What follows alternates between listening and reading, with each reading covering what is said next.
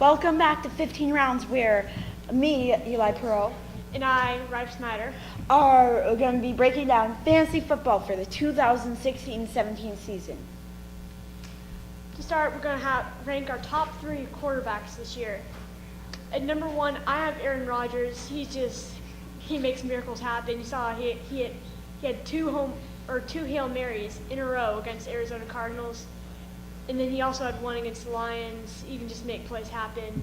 Aaron Rodgers is an amazing fantasy quarterback. I agree with you. I had Aaron Rodgers last year, and so he wasn't as MVP caliber, but he was still a very solid QB. And Aaron Rodgers has Jordy Nelson, another asset. And Aaron Rodgers is just a beast and is going to go off this year. For my second QB, I have Russell Wilson, who is good, and he's right now at the height of his career. I think he's going to go from good to great this year. Yeah, I personally have Cam Newton. He's going to get Kelvin Benjamin back as another target to pass to this year. And Kelvin Benjamin had over 1,000 receiving yards in his first year, and I expect him to do even more. And seeing that Cam Newton managed to get 38 passing touchdowns without Kelvin Benjamin, I see him having a lot more with. And then my third quarterback is Andrew Luck. He just signed a huge deal with the Colts, which I think should boost his confidence, seeing the Colts trust him. He's a great dual threat quarterback. I can see him running the football a lot.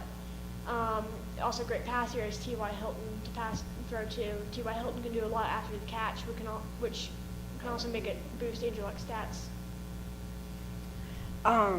And for my third QB, I have Cam Newton. I think he's going to be good, but don't be fooled by his great year last year, because I think he's going to crash back down to the earth. Not fully. I think he's going to stay near the top-ranking QBs in the NFL. But don't be surprised if he doesn't have an unbelievable year. Aaron Rodgers did this last year, and then he, as I said, came back to earth a little bit.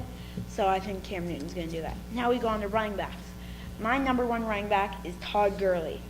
This guy is a beast, a savage, anything you want to call him that, because Todd Gurley is unbelievable. He's big, he's fast, he can juke, he can do everything. Yeah, I have Adrian Peterson as my number 1 running back. I see the Vikings with Teddy Bridgewater. I think that they're going to try to do more running, and Adrian Peterson is exactly who they're going to go to. His yards per carry stats might not be that great next year, but he's going to have enough carries where it's not going to matter. He's still going to get 1,500 yards and 12 touchdowns. So Adrian Peterson is just going to have great stats next year, great fantasy running back. This is my number 2 running back. I have Todd Gurley. Like you said, he is a beast. But think about him, there's really nobody else on the Rams offense that they're going to go to. So defenses are going to game plan almost purely to Todd Gurley. So he might not get as many yards or touchdowns because they're going to game plan just to stop Gurley and not stop anybody else. So my second running back is AP. Adrian Peterson is so good in so many ways.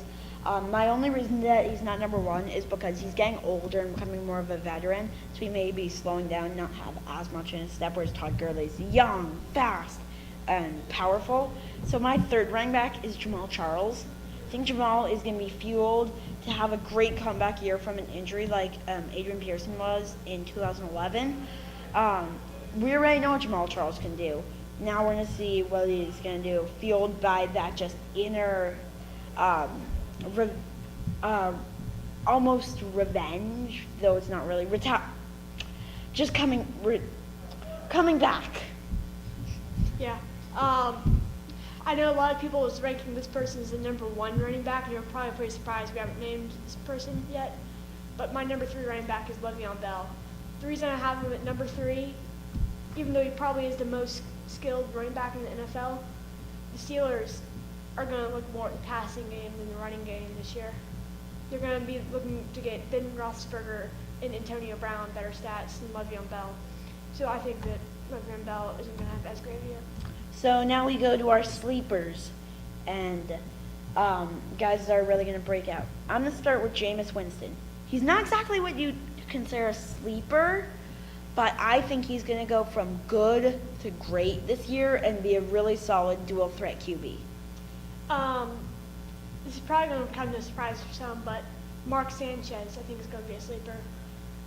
He's going to probably be the starting quarterback for the Denver Broncos, and he's definitely not one of the best quarterbacks in the league.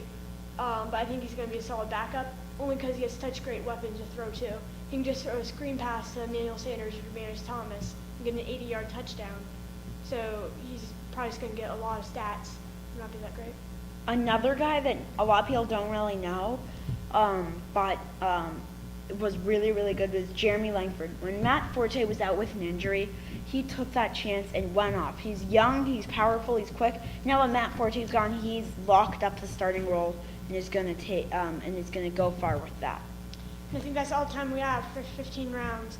For Eli, I'm Rice Snyder. Good night.